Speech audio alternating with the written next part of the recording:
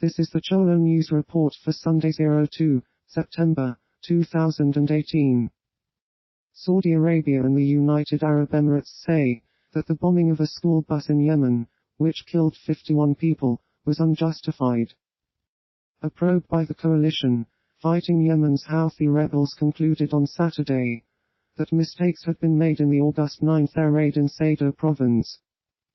At the day of the attack, coalition spokesperson Colonel Turki al-Malki had defended the air raid, saying his forces hit a legitimate military target, which included operators and planners.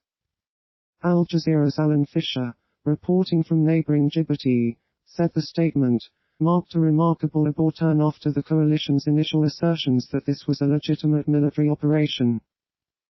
Dignitaries gather at the memorial service for U.S. Senator John McCain at the Washington National Cathedral, at which former U.S. Presidents George W. Bush and Barack Obama are among those who eulogize McCain. Drawing a further contrast between her father and the current president, McCain said, "We live in an era where we knock down old American heroes for all their imperfections, when no leader wants to admit default or failure." Bush remembered McCain in his remarks as above all, a man with a code, saying that he lived by a set of public virtues that brought strength and purpose to his life, and to his country.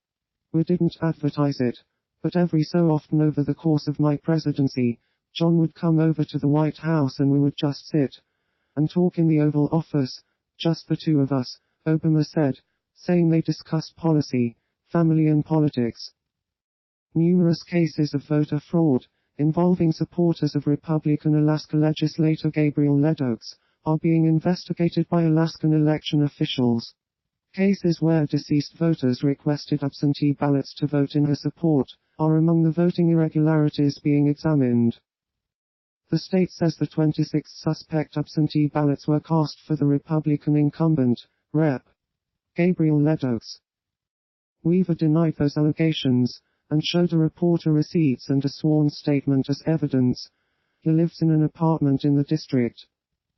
In other updated results, Senator Peter McSeish, a Republican from Soldotna, increased his lead over challenger Ronald Gillum, an oil worker, to 74 votes, 2 more than previously reported.